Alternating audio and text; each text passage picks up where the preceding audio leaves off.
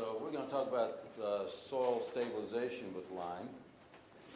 John talked about lime and asphalt. Both are very interesting areas where lime does some interesting and very good things. But we'll switch to the subgrades. And I'd like to start off because we have a mixed audience. We have a lot of geotechnical people. We have some people who are really not too interested in some of these basic aspects, but I like to kind of set the stage, and if it's something you're not interested in, just kind of hang on and we'll get to something you are interested in a minute. But one of the things we always like to be cognizant of with the soil that we are trying to stabilize is the fact that the profile of the soil is not something that's uniform, but it varies from top to bottom. And there's a whole area of soil science called pedology, which deals with the weathering of the soil profile, and because how the soil profile changes with the weathering, the movement of different ions as water leaches through the system, and the population of certain regions within the soil profile with rich components of silica and alumina and other soil compounds, and the leaching or the deprivation of other components or portions of the layer of those compounds because of the leaching action. So certainly the nature of the soil profile, the thickness of the various layers, the composition of the various layers has a lot to do with the environment, how much rainfall you get, what type of moisture movement you get, top down, bottom up, what type of compounds are being moved through the soil system by water, such as sulfates or calcium ions or sodium ions or whatever that's going to affect the nature of the soil and the way that the soil reacts with any stabilizer, including lime.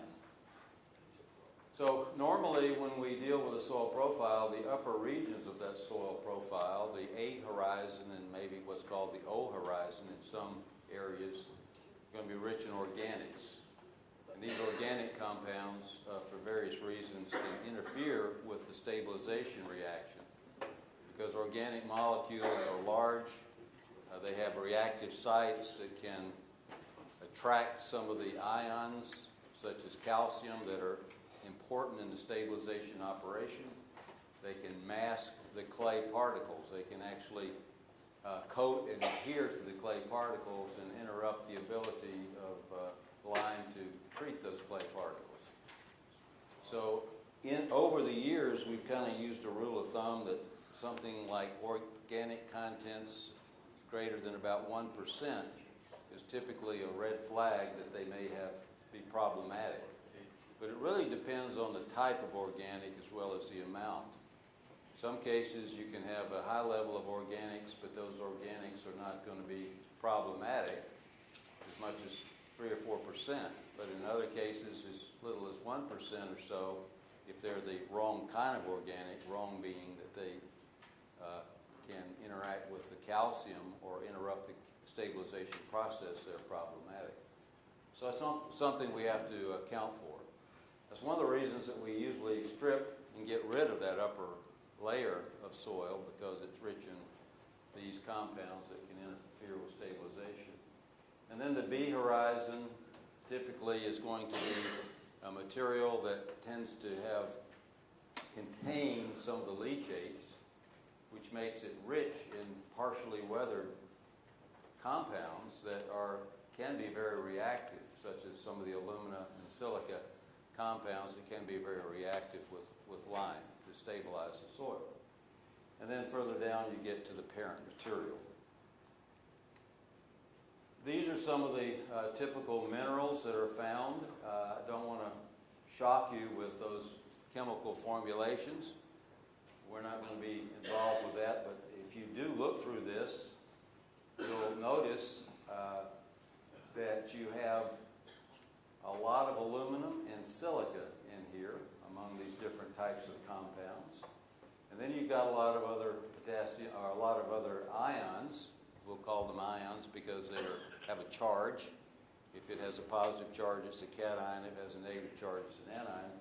For some of these ions, there's things like potassium and sodium, calcium, and so forth, but they're sort of coupled with some of this silica or alumina type of basic structure. And here are the mineral names over here. We'll talk more about those in a moment. So we talked about organic matter and the fact that when you get into areas with water, bodies of water, you have organic materials that are certainly in those areas. Farmlands is the source of organic materials, and of course just the vegetation that rests on the top of the soil is a source of organic material, and for the reasons that we've already talked about, we're concerned about organics. This is kind of an organic flow chart that shows you the different types of organics. I'm not going to get into that in any type of detail, other than the fact that says that there are a whole bunch of different types of organics, and we have already established that some are harmful and some are not, so we can say that for a later time. This is a map of a part of State Highway 130, which was built between Georgetown and Seguin to parallel 35, Interstate 35, and relieve some of the traffic. Had some difficulties in this route because of expansive soils. This is a section of one of the counties there through which State Highway 130 passed. And the reason I show you this is simply to say that this comes from a county soil survey. The National Resources Conservation Service provides these county soil surveys that give you a whole bunch of agricultural information about soils, but they also give you a whole bunch of information about the engineering properties. I went to graduate school for my master's degree for the University of Illinois, and had one of my major professors there was Professor Thornburn, and he was at the end of his career when I was there back in the early 70s, but he started taking the old soil survey maps and putting the engineering data into them back in the 50s.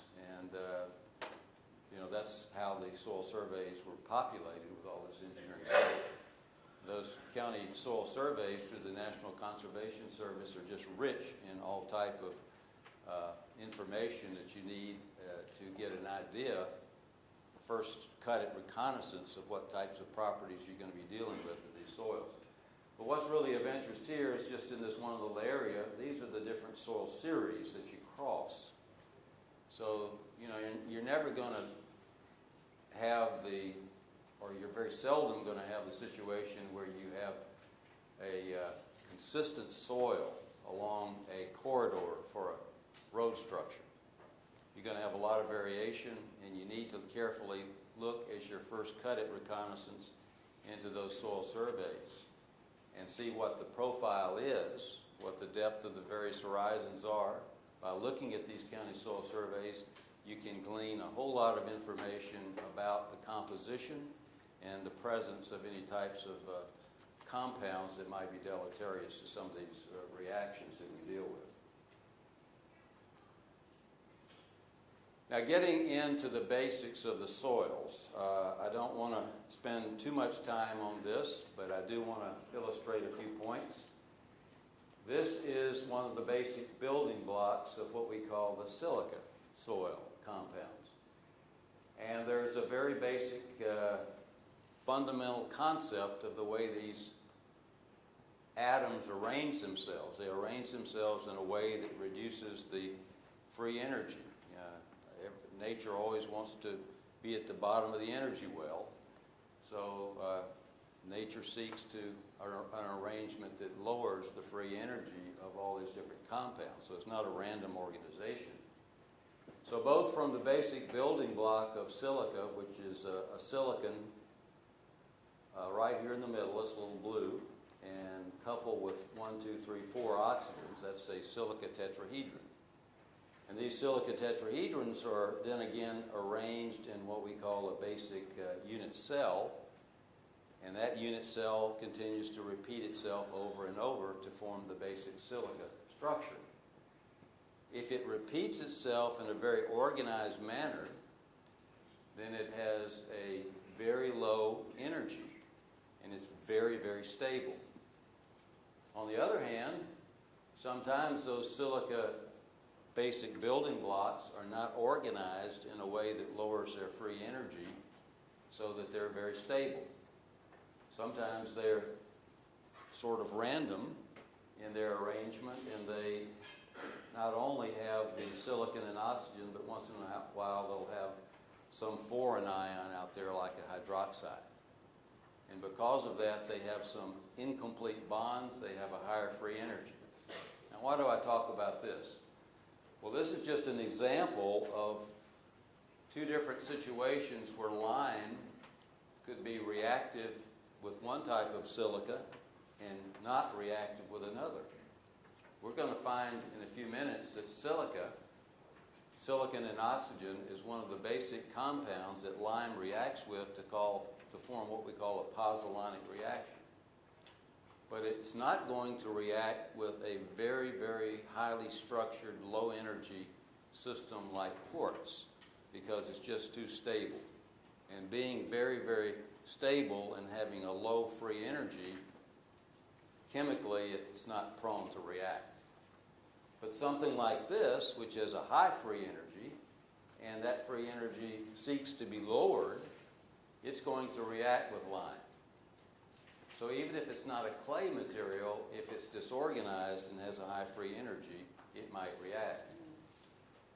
A number of years ago, we did some studies and looked at some soils from California that had a very, very low PI. They're silica soils and had a PI, plasticity index, as low as about in the teens, or in some cases in the single digits. But yet they were reactive with lime. They were silica soils, silica silt soils that had a very low PI, plasticity index, but yet they reacted with lime. That's not what we normally think happens. We think only clays react with lime. But this silt reacted with lime because the silica was disorganized, it had a high free energy, and it did react. We'll talk more about that later. Now then we get into the clay soils, and the clay soils are the ones that we expect to react with lime because they have some very interesting and unique properties. Up here at the top, I've got a couple of configurations that explain what the clay structure is like from the basic building blocks. Let's pay attention to the one over here on the right-hand side, although it's not as colorful as the one on the left. It probably explains it better.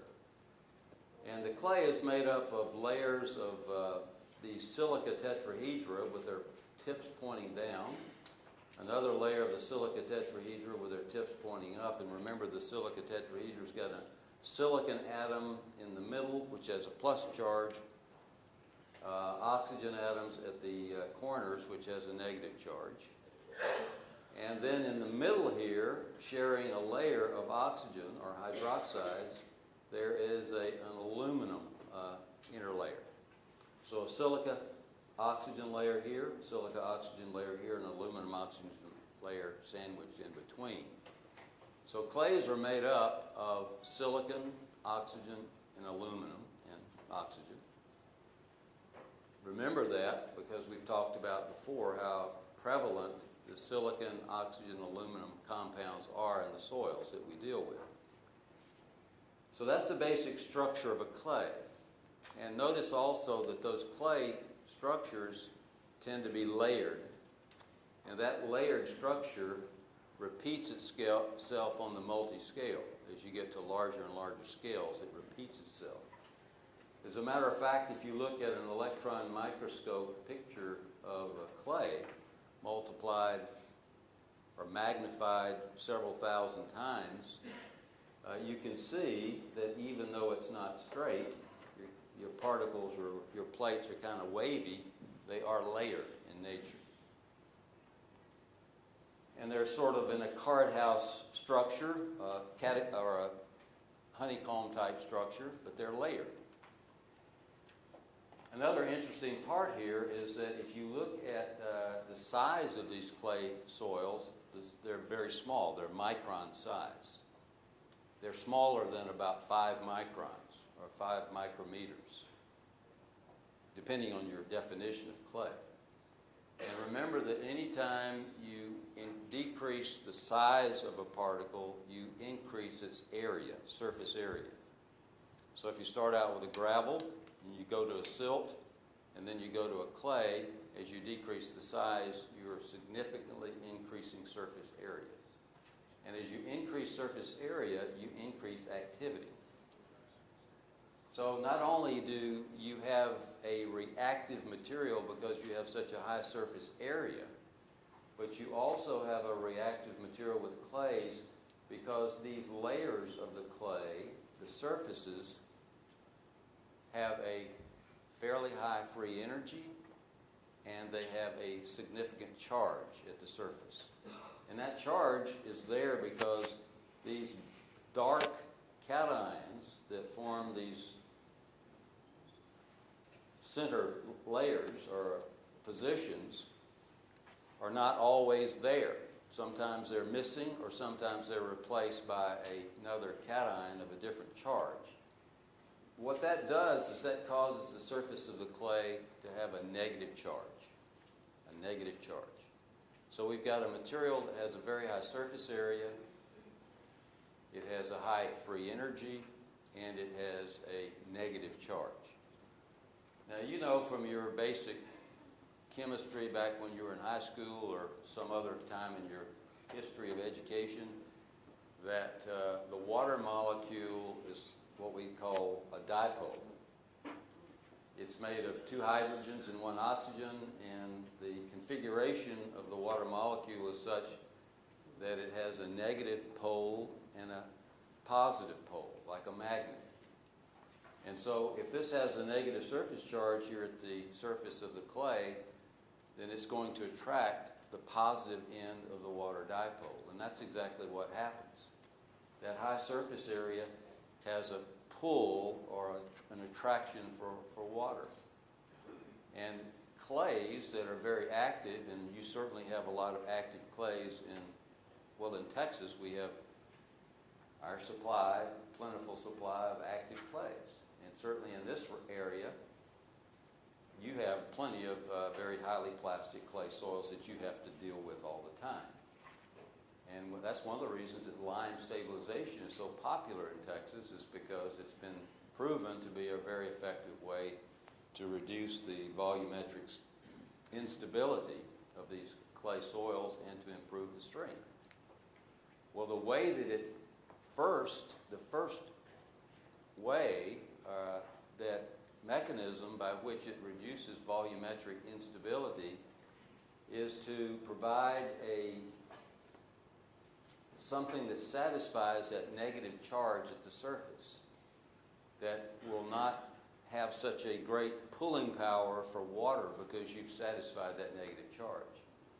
And what it provides is the fact that lime is calcium oxide or calcium hydroxide, and the calcium ion is an ion that has 2 plus charges for every atom. So those plus charges infiltrate this interstitial layer of the clay structure, satisfy that negative charge potential, and reduce the amount of water that the clay particles can hold. Now down here, there's a little information about clays to illustrate the very high specific surface area. If you added up all of the potential surface area in 1 gram of clay, it could be several hundred square meters per gram. So that just shows you what an enormous area that is. It's very hard to believe that, but that is the case. Now this is, Kelvin talked to you about tactoids. And I know that's why you all came, to figure out what a tactoid is. So we're not going to disappoint. This is a tactoid. So a tactoid in this picture is sort of an agglomeration, an accumulation of these layers. So we said that the clay is made up of these sheets of silica, alumina, inner layers of silicates and aluminates. And if you take a bunch of these layers that are accumulated to form a particle, we call that a tectoid. It's another word for a clay particle. Now what we have here are, we've got A and B. And A is these layers of clay that are saturated with essentially sodium ions. And down here, these layers of clay are saturated essentially with calcium ions. Sodium has a +1 charge, and sodium has a very big hydration radius. It attracts a lot of water to it. So what happens if this is sodium saturated, and a lot of our clays tend to be sodium saturated, when they're sodium saturated, it pushes all those layers apart. The sodium does not satisfy the negative charge on the surface of the clay very successfully. Water can move into those interstitial layers and push everything apart. So from that very small scale, you have a lot of instability. Secondly, if you have all this interstitial water in here, the tectoid itself is not very stiff because it's flexible. And because it's flexible, if you think of a structure, like a building structure, and your cross-sectional area of your members and your modulus of elasticity together are not very stiff, then the structure itself is going to be fairly flexible and move a lot. Well, that's what the clay structure does too. From the very, very small scale, it's filled with water, and it has a volumetric instability because of the ability to take on and give off water at that very small scale. And then secondly, the structure itself is soft, it's not very stiff, and so it doesn't resist the effects of volumetric instability from a larger scale. But down here, when it's calcium saturated, the plates are closer together, so you don't have that small scale instability, volumetric instability, and the tectoids are stiffer, meaning that the structure itself is more resistant to volumetric change on the next scale level. So the first thing that can happen to stabilize a soil, a clay soil, that we can use to successfully stabilize it is that we can pull in a cation, such as calcium, that satisfies the negative charge effectively, pull the plates together, and from the micro and the upper scale, the mesoscale, we'll say, stiffens the clay, makes it more resistant to volumetric changes. I'll forget those two. We don't need to talk about those. We've got too many slides, so we'll go over some of the intermediate ones. So now let's look at lime itself. Let's look at lime itself, and we'll look at something that's called the lime cycle. We start off with a source of rock. This may be a high calcium lime. It could be a magnesium calcium lime or a dolomitic lime. Let's start out with a high calcium lime, which is calcium carbonate. And what we do is we take that calcium carbonate and I'm not going to try to say that I know a huge amount about the production of lime because I'm certainly not an expert. We got plenty of experts in here who could make sure that I'm not saying something that's incorrect, and you can talk to them about the production of lime. But you take this and you grind it up into a small size, and then you put it in some type of a rotary kiln or vertical kiln where you're drying off the carbon dioxide. So you're calcining the lime, you get rid of the carbon dioxide, and what do you have? Well, you have calcium oxide. So this is the active ingredient, calcium oxide, not the calcium carbonate. Calcium carbonate is sometimes in a small size form, high surface area, small particle size, can be called lime. If you go to a store, you might get agricultural lime, which is really primarily calcium carbonate. But when you're trying to stabilize a clay soil or some type of soil, to increase its strength or to decrease its volumetric stability, increase its volumetric stability. You want to use that, calcium oxide, because that's the one that's the reactive type. Now, another form of active reactive lime is calcium hydroxide, and that's where you hydrate the calcium oxide with water, and you can tell how much water it's going to take from a chemical standpoint to hydrate it by just looking at the atomic weights of calcium, the molecular weight of calcium oxide and that of calcium hydroxide, and you can figure that it takes about something like 25–30% water to fully hydrate it if it's fully efficient.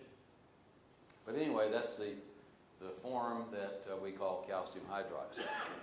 Now, the calcium oxide can come in various sizes. It can come in larger granular size or small granular size or even almost a powdery size. And the calcium hydroxide is a very, very, is a fine powder. Okay, so let's look at some unique properties of lime itself. And this is one of the most important properties, and that is lime solubility in water. So this is a plot of pH, which is a measure of whether a material tends to be acidic or basic. The definition of pH is a negative log of the hydrogen concentration. So the higher the pH, the smaller the amount of hydrogen. The lower the pH, the higher the amount of hydrogen ions. A low pH, something down here, in the 3 or 4 range, is acidic. A high pH, something up here in the 10 plus, is basic or caustic. So when lime is solubilized in water, the pH increases. If you take water, a neutral water, which has a pH of 7, and you add lime to it, you find out that when it's fully saturated with lime, that the pH rises to about 12.45. That's what you have about right here. And it takes about 1.2 grams, according to this, of lime. That's how much can be solubilized in water. That's how much the water can hold. And when it does that, the pH rises to this 12.45, and that's temperature dependent. The lower the temperature, the higher the solubility. It seems almost opposite, but that's the way it works. The lower the temperature, the higher the solubility. So the lower the temperature, the higher the pH could go.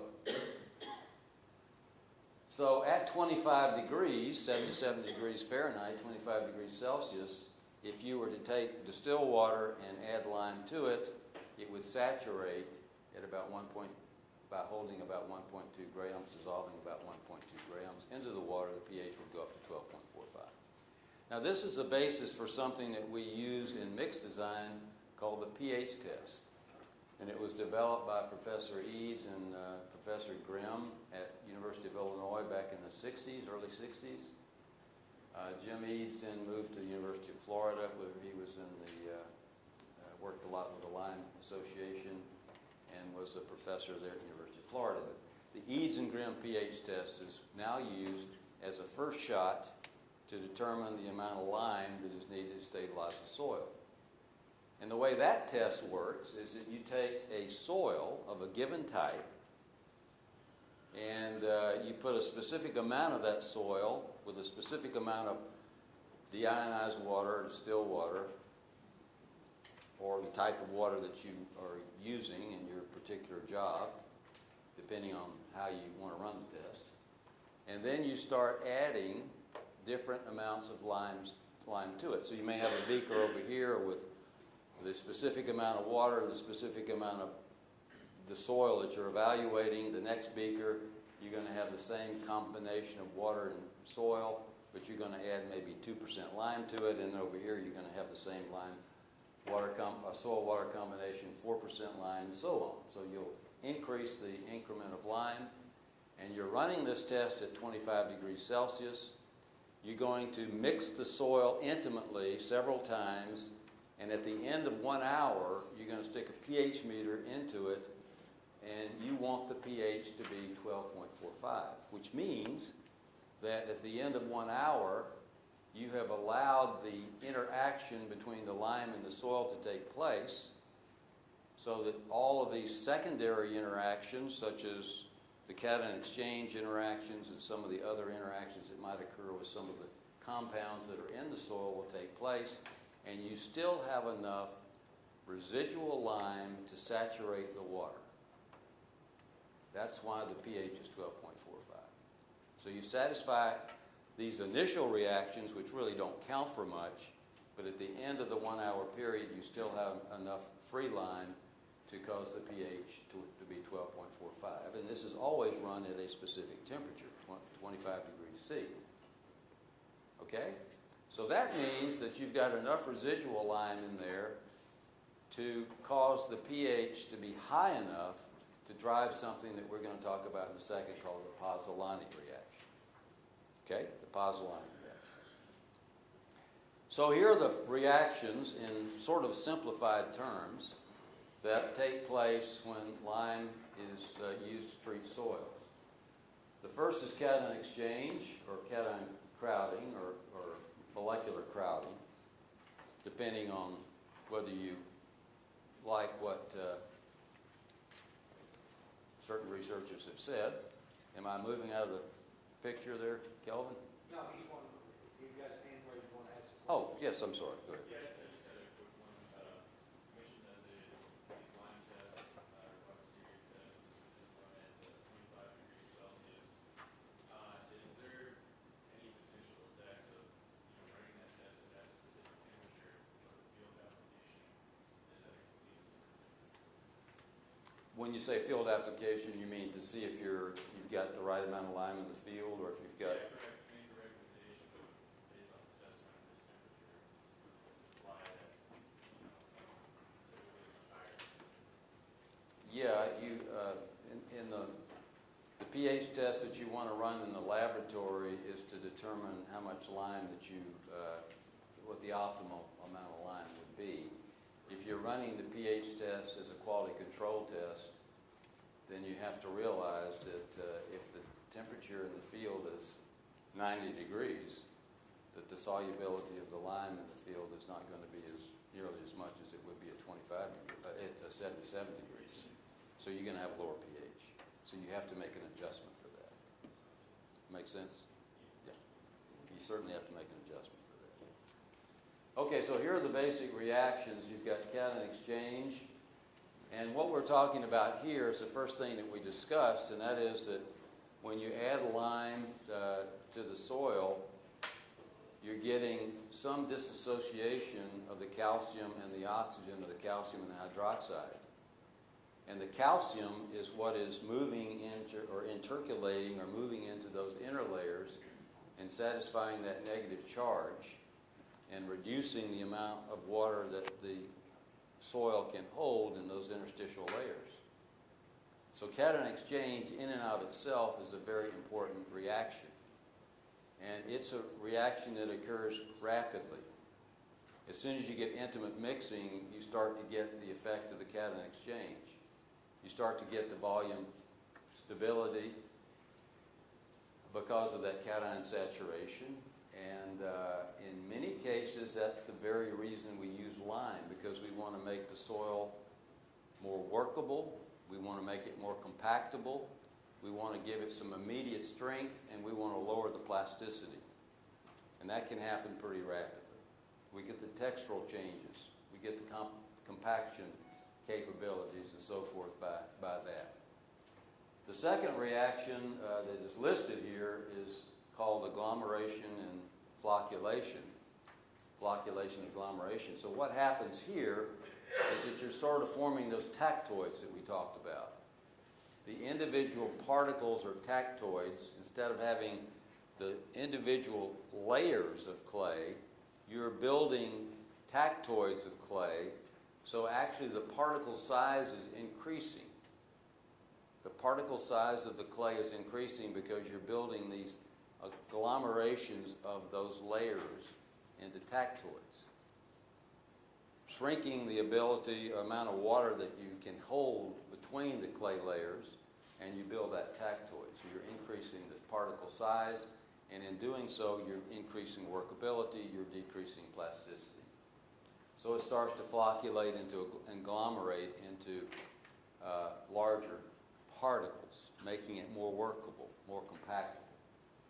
And then we get down to the pozzolanic reaction, which is really the primary reaction that we're interested in. This is a longer-term reaction. It takes more time.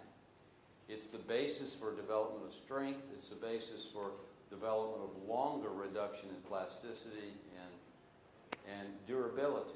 It's really the focal point of durability. And then we'll talk more about that in just a second. Then there's carbonation. Now remember when we talked about the lime cycle, we talked about producing calcium oxide or calcium hydroxide by calcining calcium carbonate.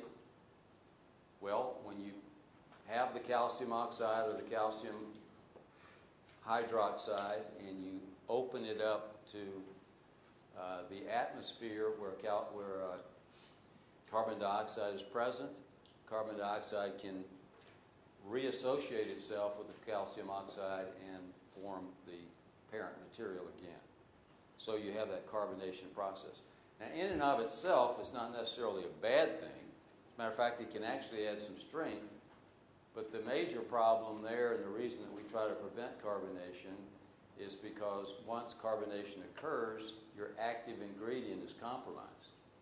Your calcium oxide or your calcium hydroxide is being compromised and moved back to its parent material, and it's not as reactive. So we try to eliminate, we try to prevent that as much as possible.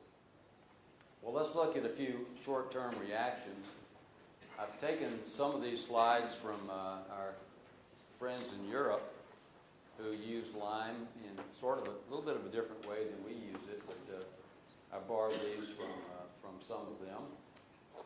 And in this case, especially in France, where they deal with some of the cooler areas, cooler regions like up in Normandy, and they're trying to dry soils out, probably trying to increase the stability, not necessarily by long-term reactions, but by drying the soil out and reducing the amount of water that it holds. So what they'll do is they'll take calcium oxide and add water to it, and what happens there is you're going to have an exothermic reaction to form the calcium hydrated lime. You're going to give off heat, and when you do that, you're going to burn up water. So here's a process of adding the quicklime to the water-laden soil, whether it's a silt or a clay. And when you do that, by their rule of thumb, about 1% quicklime can reduce the water content by somewhere between 1 and 5%. And that can make a big difference in making it, taking a wet soil, getting it to a workable level, and making it more compactable. Another short-term reaction is the ability of the calcium saturation of the clay structure to reduce the interstitial water, to change those plate-like particles into tactoids of larger size, which are more workable, and the PI is reduced. And remember what the PI is. The plasticity index is the difference between the liquid limit and the plastic limit. Of course, the plastic limit is when you change from a solid state to a plastic state. The liquid limit is when you go from a plastic state to a liquid state, and the PI is the difference between.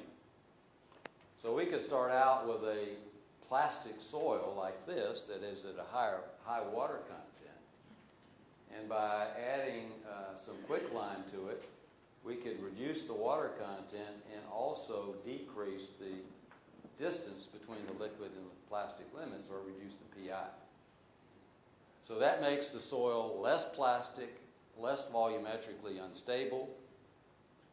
It reduces the workability, reduces the water content, which is going to improve your workability.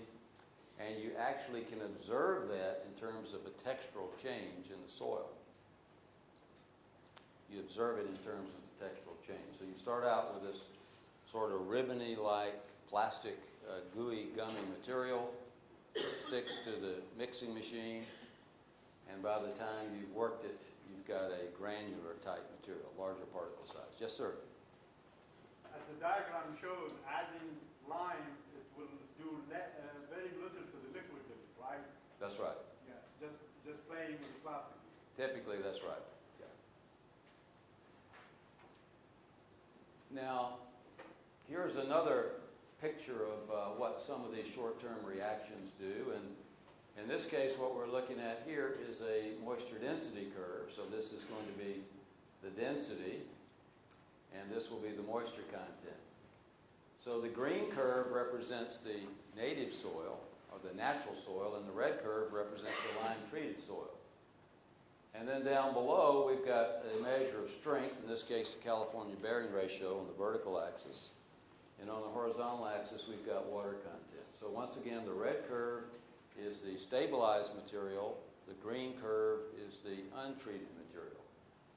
So you can see that the stabilized material at any moisture content has especially at the higher moisture contents, has a considerably higher compressive strength, as in this case measured by the penetration test, the California bearing ratio.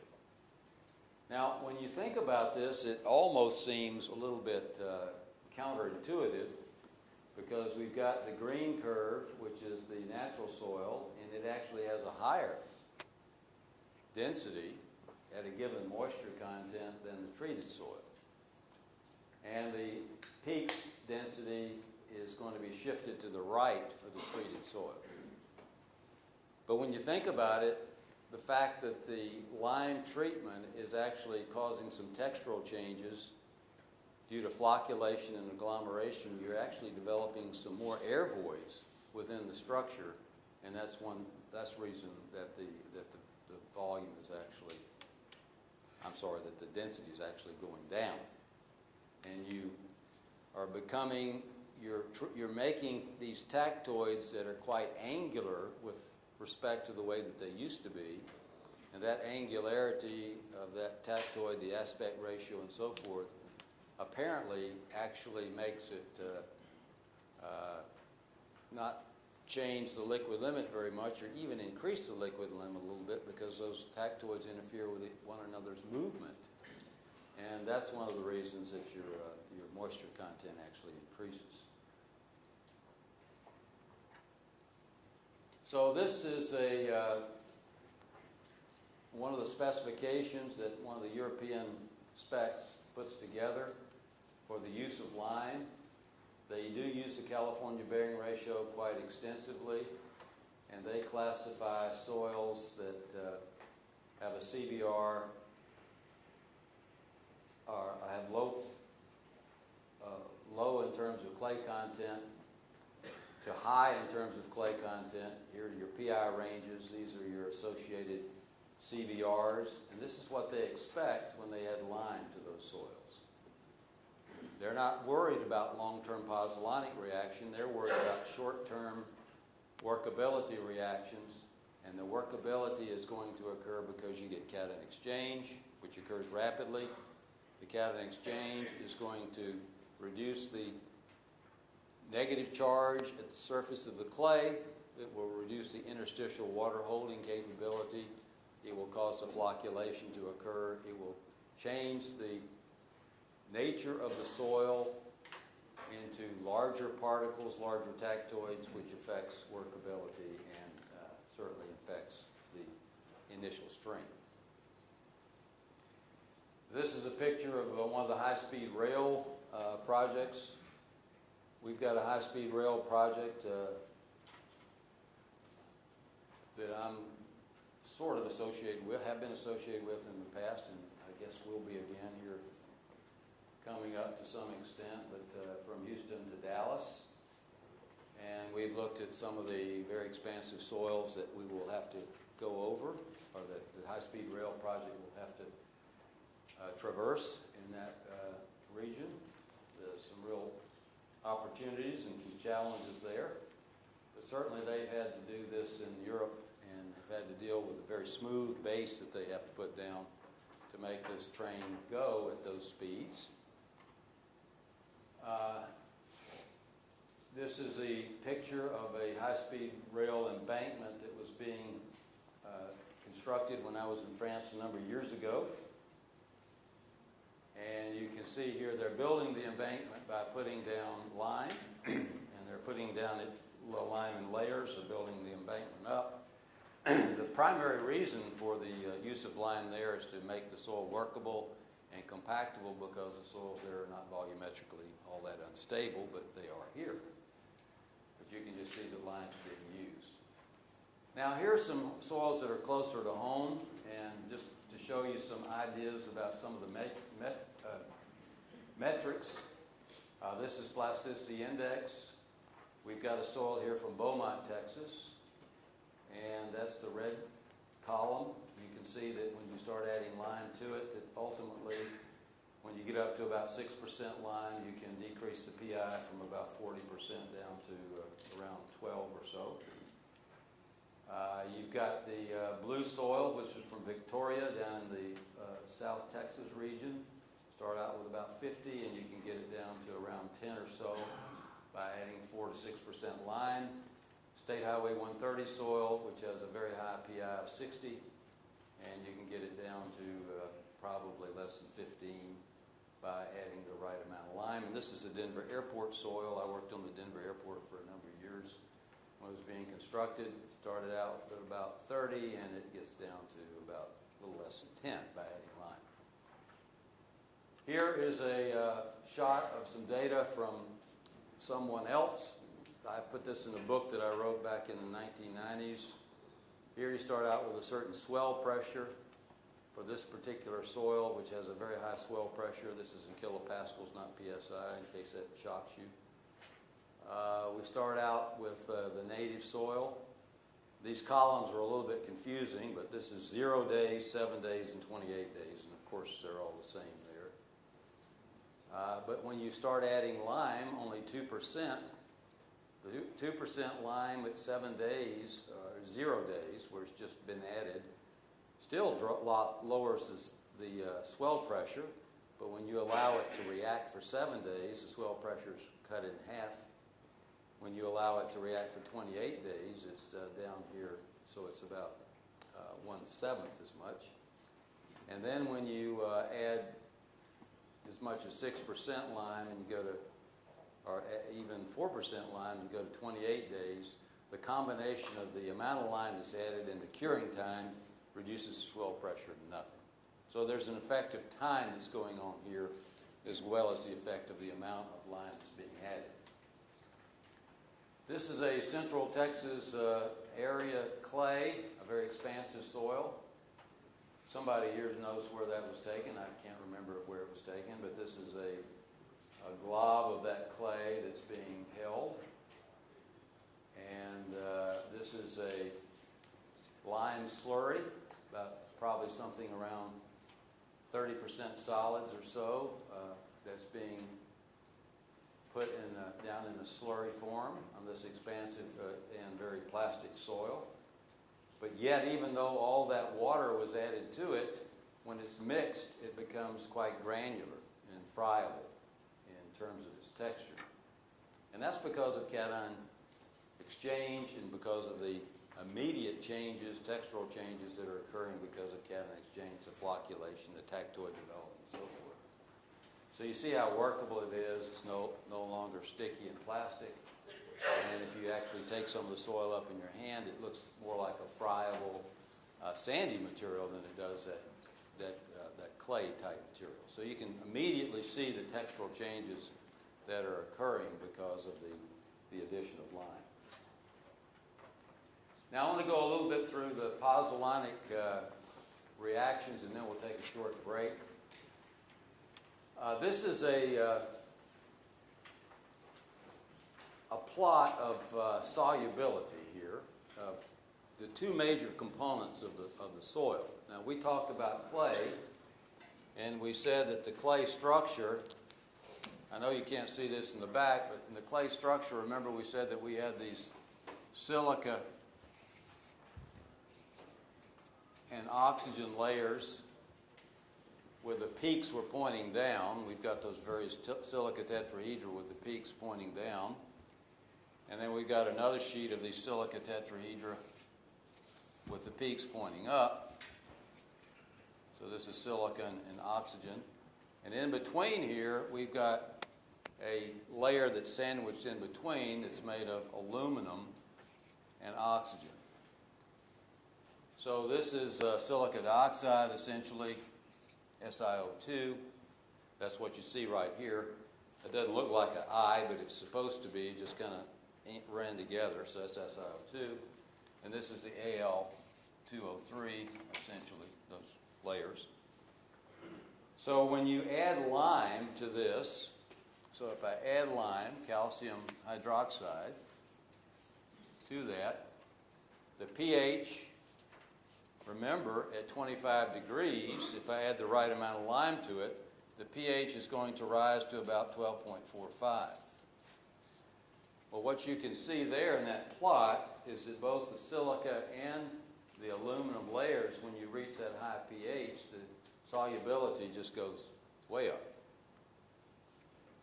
So we're over here somewhere, so the solubility goes way up. So you've got low solubility here, but when you get out to that basic caustic condition, the solubility is going up. So what's happening is that the lime is dissolving the clay. It's dissolving both the silica and the alumina layers. And when that happens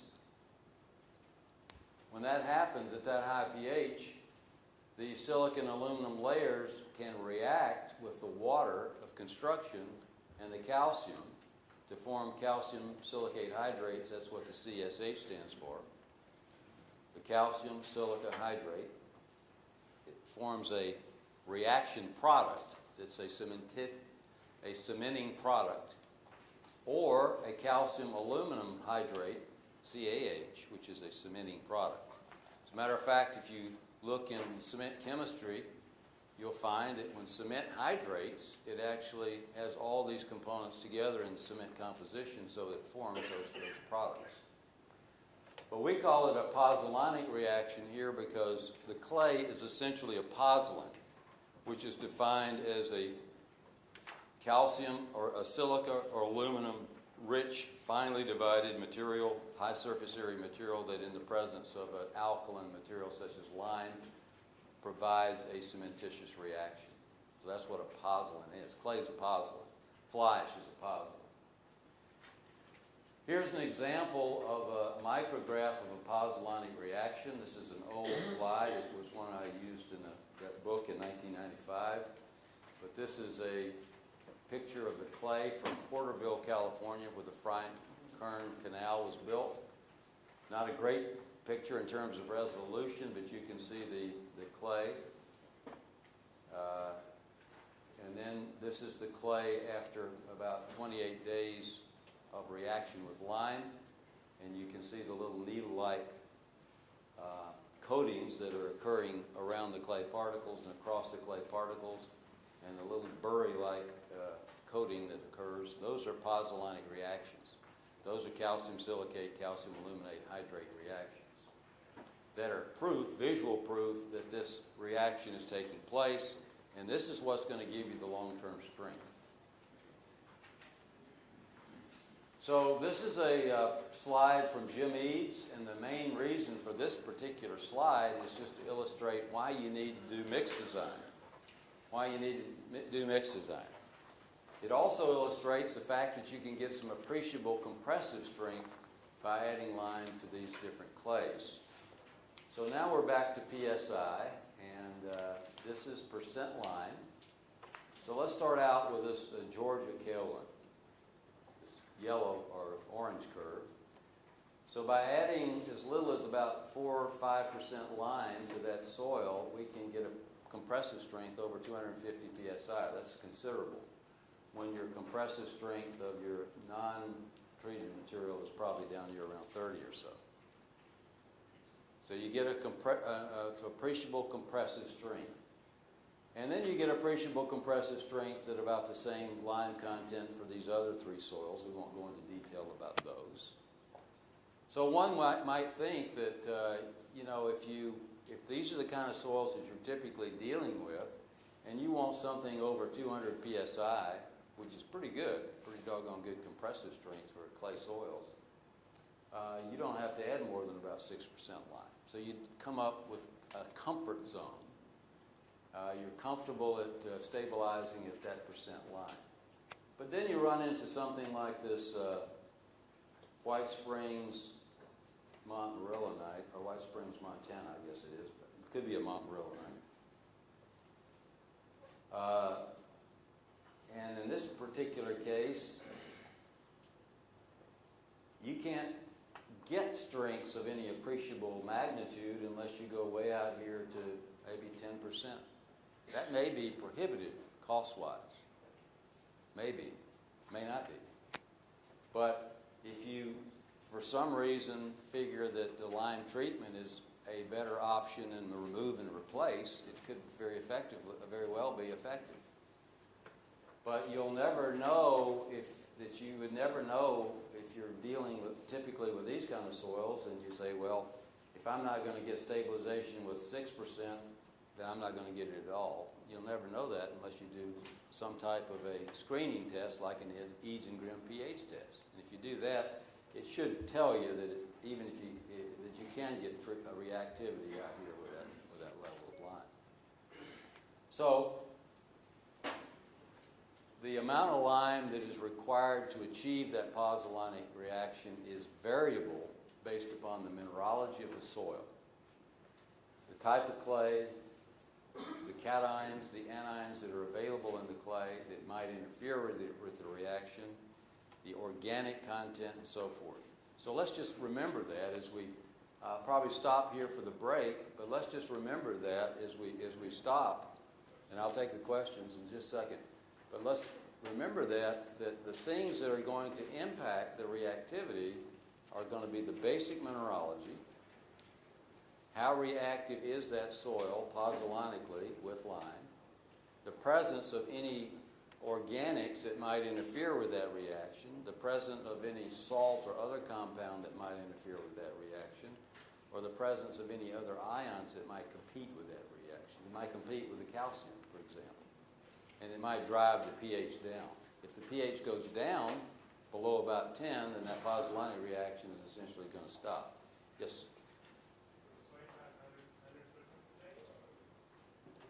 Oh, no, it doesn't have 100%. Probably none of them have 100% clay. Yeah, but it has, a reasonably high percentage of clay, I'm sure. Yeah, I don't know what percent clay these have. We could go back to the paper and find out. Not 100%. No, I would probably base it primarily on the PI. I wouldn't say that it has to have a minimum percentage of clay. I've seen soils react.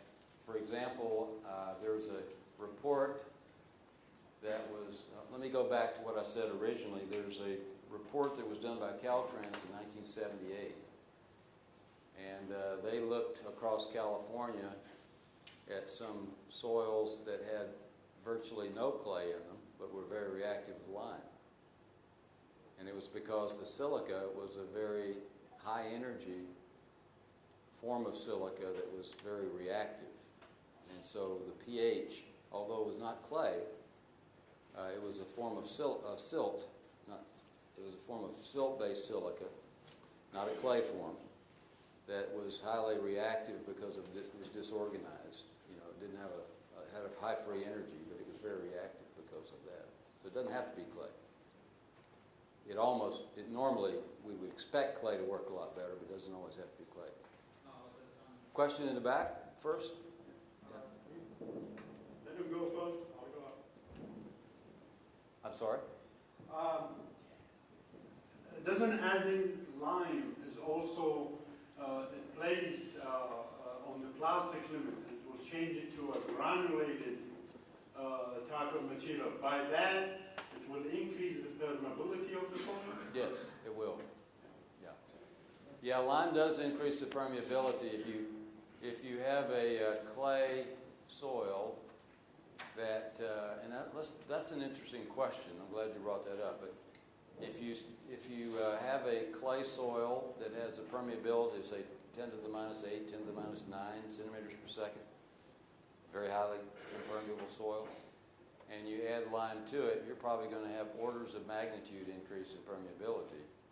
As the pozzolanic product grows and develops, the permeability is going to go down, but it'll never go down as high as it, almost never. I guess I can never say never, but you know, it would not normally ever go down to that low permeability that it was with the native clay. On the other hand, you know, you hear a lot about lime being an impermeable layer.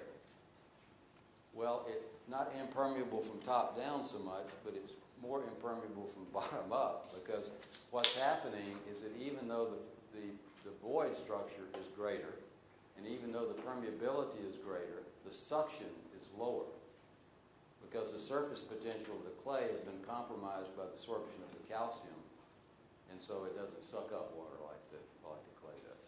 But isn't that counteracted by the action of the sun drawing up the moisture through it? The heat? I would say no, but you know, we could discuss that. I don't know. Go ahead.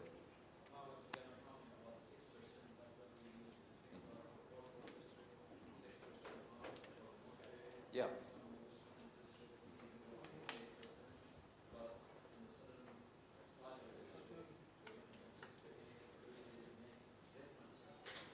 Well, it probably won't. I mean, you know, typically 6% would be enough.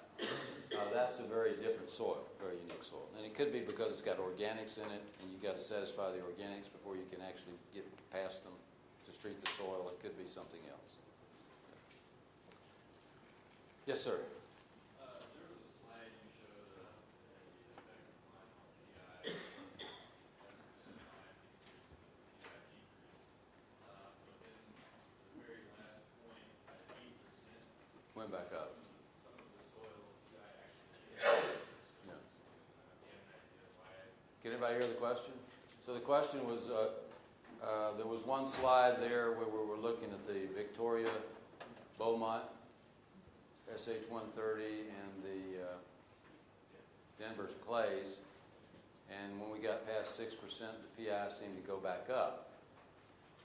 Well, what happens there probably is, of course, you know, in some cases it could just be data variance, but probably what's happening there, if you've got enough samples to make the reliability acceptable, probably what's happening there is that the additional lime is not needed, and it's actually just forming kind of a paste where the PI is actually going to be reflected in that pasty material. Don't have a great answer for you. Other questions? Yes, one last question.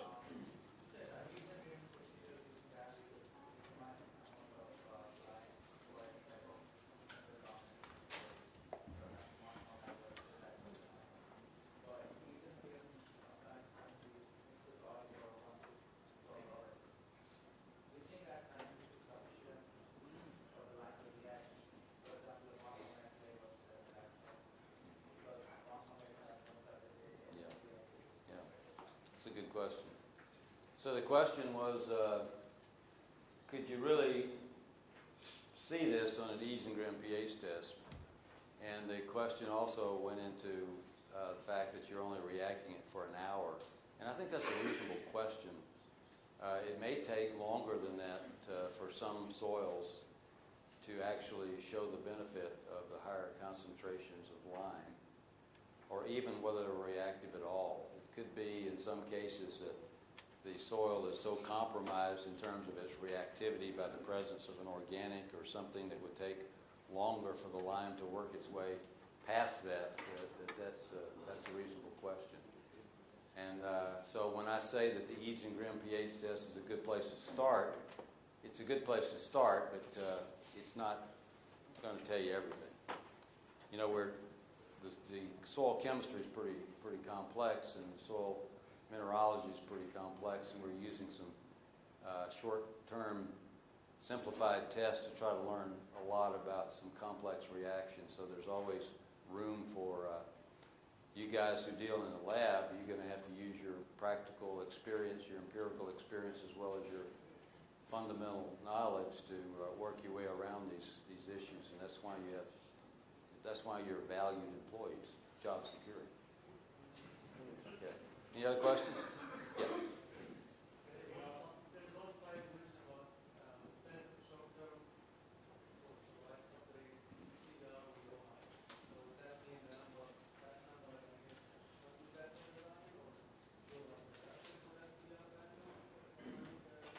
For design,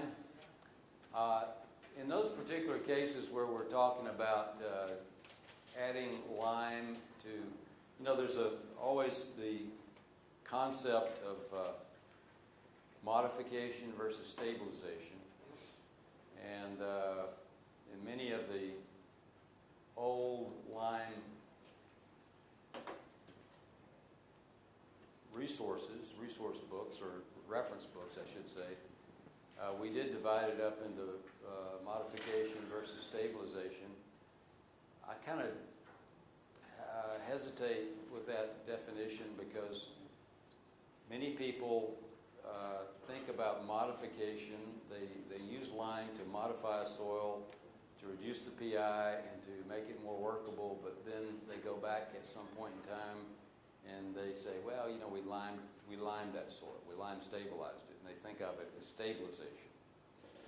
If you don't add the right amount of lime to it so that you get into the maximum level of pozzolanic reaction that you can achieve, then you probably are not going to get ultimate durability. As a matter of fact, since we're here in Arlington, Dr. Petrie, a number of years ago at UT Arlington, had a student from the Corps of Engineers who got his PhD here, and they did together a study on permanency or durability, where they treated clays, several clays, some from this area, with different percentages of lime, and some were treated in the range of 3 to 5%, some from like 5 to 8%, and what we saw with some of those soils, that the lower percentage where you got good PI reduction, but you didn't get the pozzolanic reaction, you didn't have the durability. And when you ran leaching tests, some of the properties reverted, but the higher treatments were much more stable. So I would not say that I would use those initial tests for design. If I'm going to use something for design, where I'm expecting that subgrade to have that strength or that modulus over the duration of the project, I want to treat it with the maximum amount of lime, or the optimal amount of lime that's going to give me durability and maximum or optimal strength. And for that, I'm going to count on pozzolanic reaction. So I would go the full term on that. Any other questions? Yeah. Have there been any studies to basically replace the importing of select fill by lime treatment? Yes. Yeah. Select fill has been replaced by lime treatment on a number of a number of projects. And, one project, several projects that I can remember are some large projects, such as a Camas, Washington. There was a huge computer facility where lime stabilization was used under the slab instead of select fill. It was very successful. As long as you get that PI down and kill the swell potential and the suction potential, and you get some permanency in there, it's a good choice.